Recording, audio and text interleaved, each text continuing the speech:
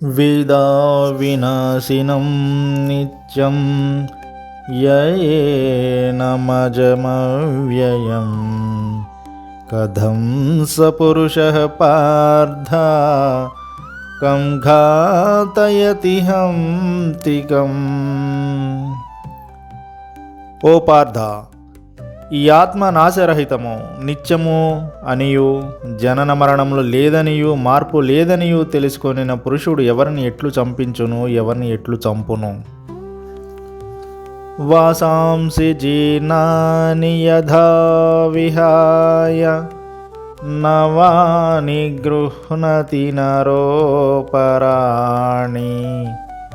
తథా శరీరాణి విహాయ జీర్ణాన్యాని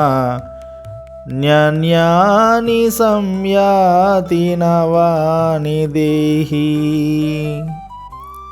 మానవుడు జీర్ణ వస్త్రములను త్యజించి నూతన వస్త్రములను ధరించినట్లు జీవాత్మ ప్రాత శరీరములను వీడి నూతన శరీరములను పొందును.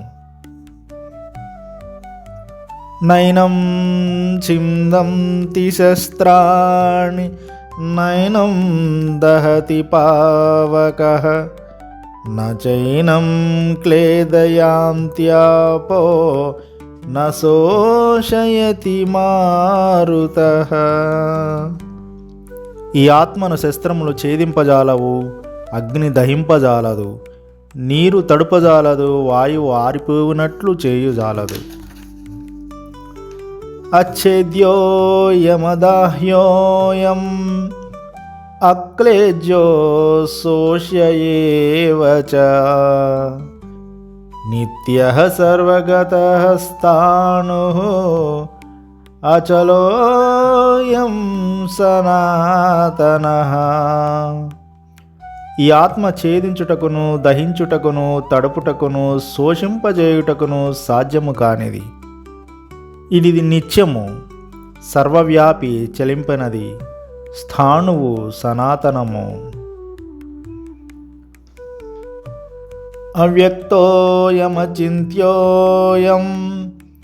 అవికార్యోయముచ్యతే తస్మాదేవం విదిత్వైనం నానుశోచితుమర్హసి.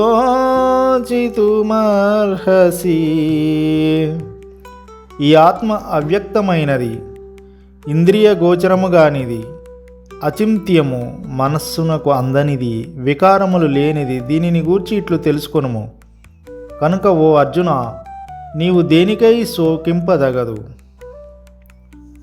అధచైనం నిత్యజాతం నిత్యం వా మన్యసే మృతం తథాపి త్వం మహాబాహో నైవం శోచితుమర్హసి.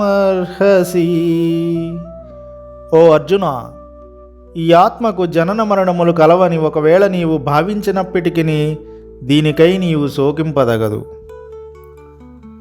జాతస్య హి ధ్రువో మృత్యుః ధ్రువం జన్మ మృతస్య చ తస్మాదపరిహార్యేర్థే నత్వం శోచితుమర్హసి. ఏలనన పుట్టిన వానికి మరణము దప్పదు, మరణించిన వానికి పునర్జన్మ దప్పదు. కనుక అపరిహార్యములైన ఈ విషయములందు నీవు శోకింపదగదు.